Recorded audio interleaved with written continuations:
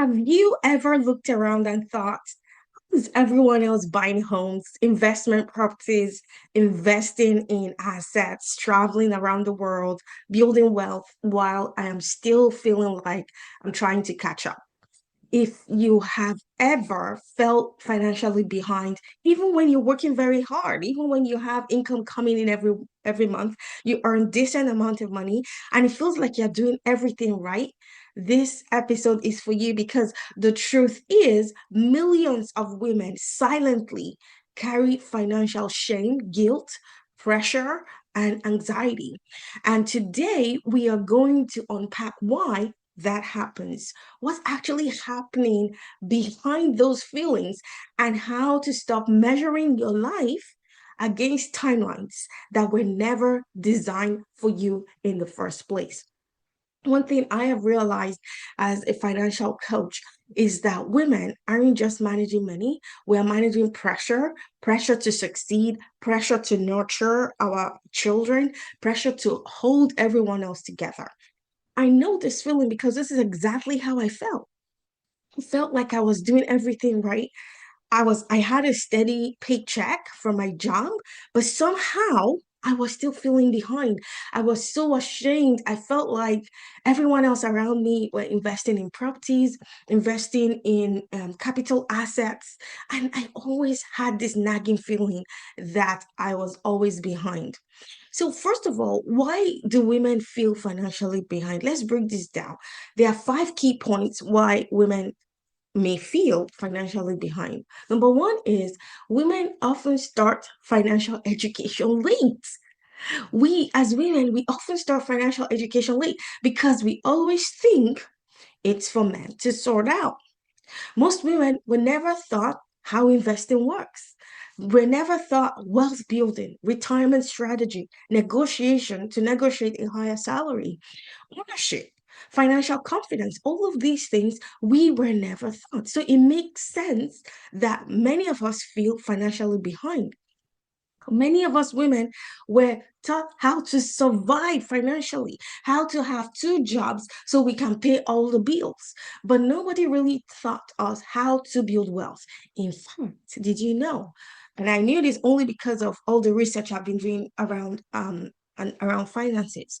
I discovered that in as early as the 1980s, women in the US could not independently get a credit card without the signature or approval of a male relative, like maybe her husband or her son.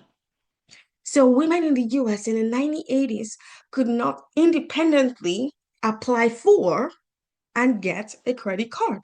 So it definitely makes sense that us women feel financially behind because financial education was not the top of the things we were taught. And on top of that, generational patterns. I didn't see my mom or my grandmother become extra wealthy. So then, how would I magically expect that somehow I would be wealthy? There's a generational pattern going on there from what we've inherited from our moms, our grandmoms. Also, there is the money avoidance. From my work with women, when they come to me the first time and I ask them questions, well, they tell me they don't know. Why? Because women avoid looking at their bank accounts, which is really crazy because if we really want to grow wealth, we need to have a good relationship with our bank account. When I ask the women that come into my program and I say, log into your bank, download your statement, give me XYZ number, they start to freak out because they have all of these emotions coming up. They never check their bank account. That's what I call money avoidance. Okay. If I asked you, what's your net worth? Can you tell me what your net worth is? Well, your net worth is your assets all added together, and then you take away all your liabilities. That's your net worth. But many women don't even know what this number is. The other thing is financial dependency conditioning. Mm, I can talk about this for an hour because For many, many decades, in fact, centuries, women were dependent on men for financial survival. It was the work of the husband to go make money, and the woman stayed at home. In fact, when a daughter was born, she was the responsibility of the dad, and the dad couldn't wait for her to get to like 12 years old so she can be married to another man. So that responsibility goes to another man. Like that's how the society has been working for thousands of years, right? Women were seen as the dependent one. Like we were dependent on our dads. And then after we were 12 years old or even 10, some women were married in those days by the age of 10, they were then transferred to their husbands. Their husbands will be the breadwinner, and then the woman go to the kitchen, get pregnant. In fact, in those days, women will have like 15 children. Imagine a woman going through pregnancy 15 times and having 15 children. That was the job of the woman, to keep churning out children for the man. So it makes sense that now, generationally, women feel financially behind. Now, things are improving for sure. In my organization, the Well Builders Academy, even though there are over 2,000 people, over 52% of those people are women. So in my organization, Well Builders, we are growing and we are taking charge. Now, women are becoming the sole breadwinners of families. How many of you relate to that? Many women are beginning to earn more than their husbands, than their partners. The thing is shifting. However, historically, it's not always been like that. So it makes sense that some women are feeling financially behind. Then there is the fear of investing. The fear of investing and losing money in the stock market. I've lost money in the stock market. All right. But there are other ways for you to invest. In fact, did you know there was indexing? Indexing is where you take advantage of the S&P 500 um, positive moves, but you never lose money. So that's indexing. So if you have a fear of investing, that's something you should definitely look at. So that's point number one. Women often start financial education late. Point number two is the comparison culture. It is so destroying for financial confidence. For example, look at social media. Many people compare themselves with what they see on social media, the illusion of wealth, lifestyle inflation. When you go on social media, you see these people with Lamborghini, flashy cars, and then you start to compare your life with them. How about fake success online? People can put anything they like online just to convince you that they are living the most amazing life. And then you start to compare yourself with them. And many of these people, you may not know, are financing their lifestyle with debt. Yes, the Lamborghini, the amazing lifestyle that they portray online is all on credit cards or line of credits.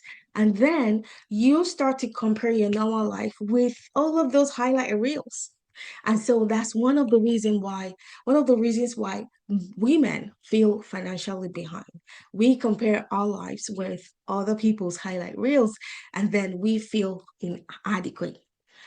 Not everyone showing wealth actually has wealth. Okay, so let's go to point number three. Women experience unique financial setbacks. There is the motherhood penalty. I do not need to tell you this if you've been working in corporate America, and you've had to take time off to go have kids, right? Every time you get pregnant, you take maternity leave, and then you come back. It's almost like you're starting from zero, right? Your male counterparts have gone ahead, have multiple promotions when you come back. How about caregiving? We always have to put our kids first. I remember after having my daughter, and it was after COVID, and we were asked to come back into the office. And I'm like, there is no way I can leave this precious soul that God has blessed me with and then go to the office, commute an hour, 30 minutes one way, and then an hour, 30 minutes back. Now, I had suffered three miscarriages. And so my daughter arriving was the best thing that ever happened to me. And so I had to think, and I'm like, I cannot leave my daughter to go into the office. And so I had to let that job go. So many of us do caregiving, and that affects our earning capacity when it comes to finances. The other one is lower lifetime earnings. Like research shows that women over a lifetime earn less than men. How about divorce? How about career breaks? How about burnout? How about starting businesses later in life? I know so many women that it was after having all of their children that they then had the mental capacity to even think about starting a business. Supporting aging parents. Many of us are responsible for supporting our aging parents. Many women aren't financially behind just because they failed. They are behind because they carried responsibilities while trying to survive. So let's go to point number four. High income doesn't equal financial peace. And this will really resonate strongly because I have seen women who earn 80,000, 120,000, even over 250,000 per year and still feel financially stressed. Why? Because, well, they don't have a solid financial system, something I call your financial operating system. Many women struggle with emotional spending. You feel terrible, you feel joy, you feel sadness, you go online and you shop, right? That's emotional spending. How about the lack of investing confidence? I talked about the fear of investing earlier. Many women do not have that knowledge. They don't know what to do with money, to grow money, to become more, to bring in more wealth. Maybe investing in retirement properties. Many women don't know how to do that. Investment properties, many women don't know how to do that. Many women are in debt, and many women do not have a long-term plan. And there is this pressure of feeling wealthy, this pressure to maintain the appearance of success. And so you are pushed to live in a bigger house, buy a bigger house than you can actually afford because you want all your friends to think you're wealthy, right? That's keeping up with appearances. You can earn multiple six figures and still feel financially unsafe. And the last point, why women, point number five, why women feel financially behind is shame keeps women stuck.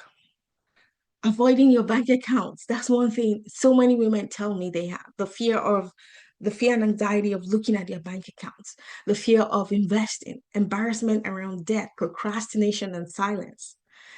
Shame delays action. When you feel shame, you never want to look at your financial statements. But action creates confidence. You do not build financial freedom from judging yourself. You build financial freedom by deciding today is the day I start. Today is the day I commit to myself. Today is the day I change the trajectory of my family. Today is the day I choose to start building a legacy for my kids. It starts with a decision and it starts with an action plan. What are you going to do going forward every single week to get you closer to your goal? So let's talk about women who are financially empowered, women who are successful. What do they do differently? One, they stop waiting to feel ready. Stop waiting to say, oh, when I get the next promotion, I'm gonna start building my financial future. No, they don't wait until they feel confident. Confidence comes after action, not the other way around. Some people think, oh, I'm going to be financially confident when I keep reading books. I was one of those. I bought so many books on finances, on personal finance, but I was still behind. Why? Because I was thinking that those books will help me feel confident. No, no, no, no. It's the other way around. It's taking the action, having a plan, and taking steps that actually builds your confidence. Number two, women who are financially secure, they build financial awareness. Well, how? Well, they know how much is coming in. They know what money is going out. So they track their spending.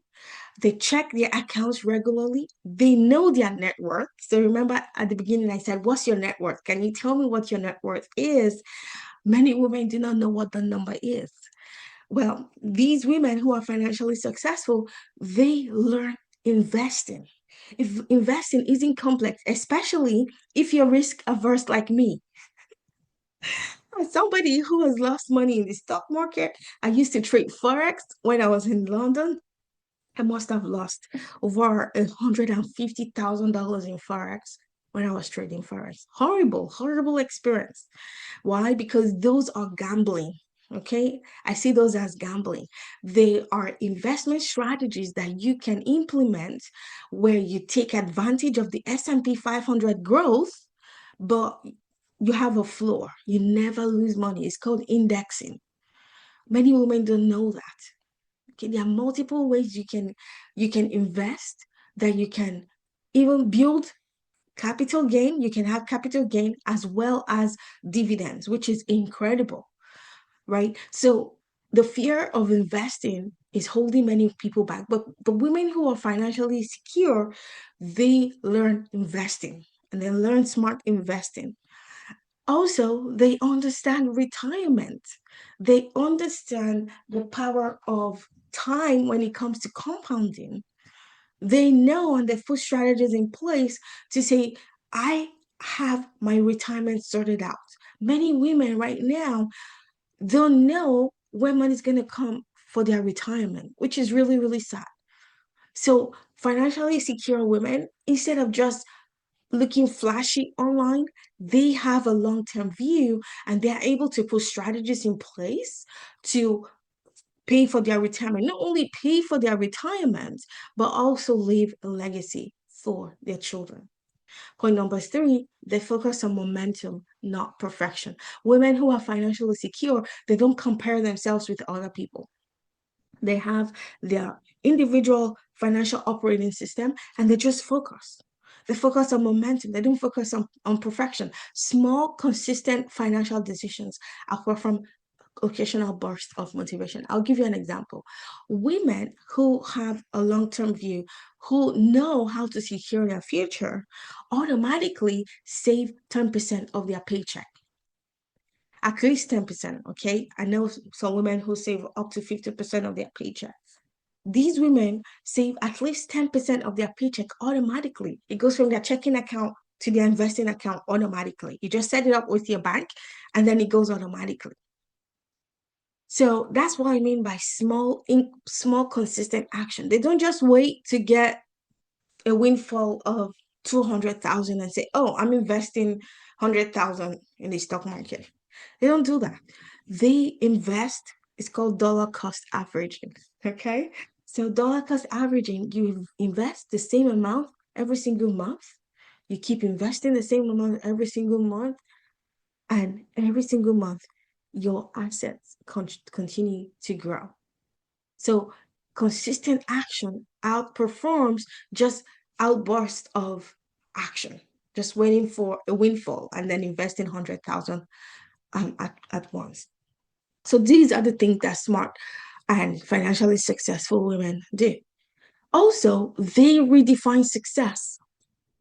Success to you might not be the same as success to me. So, what does success mean to you? Do you have that defined?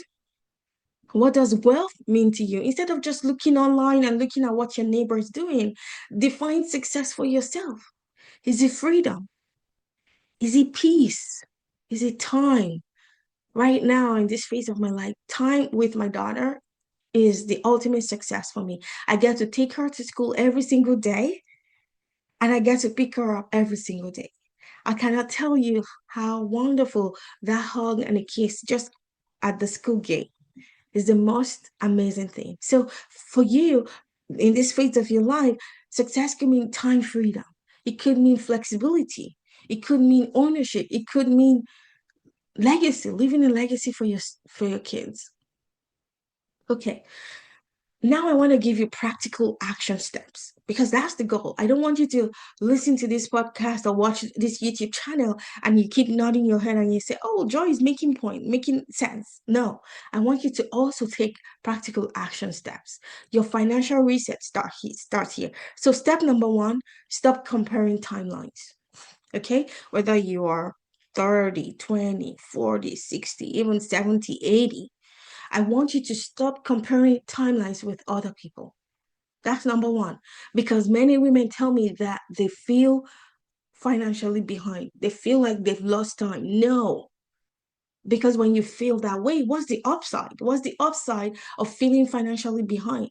Well, you never take positive steps from feeling financially behind. When you feel financially behind, what do? You feel sad. You feel financially behind. You compare yourself with other people, and then you just shrink because you tell yourself, well, I've missed the boat already. That's not the case. So step number one, if you want to change the trajectory of your financial life, step number one, stop comparing yourself with other people and stop comparing yourself to any timeline. Step number two, calculate your current financial reality. This can be very challenging for most people because, yes, many people hide from looking at their current financial reality. But I want to tell you, it is so empowering when you know your numbers. Because from knowing your numbers, we can then design a plan to take you where you want to go. Okay, so step number two, calculate your current financial reality. What do I mean? Well, what's your monthly income? You have to know how much your income is. How much debt do you carry? In fact, not just how much debt do you carry, how much is it costing you to carry that debt? The banks are making tons and tons of money just from the interest rates they are charging you. So knowing how much you're paying will even empower you to even shop around to get a better deal. And that can save you thousands, if not hundreds of thousands over the course of that debt.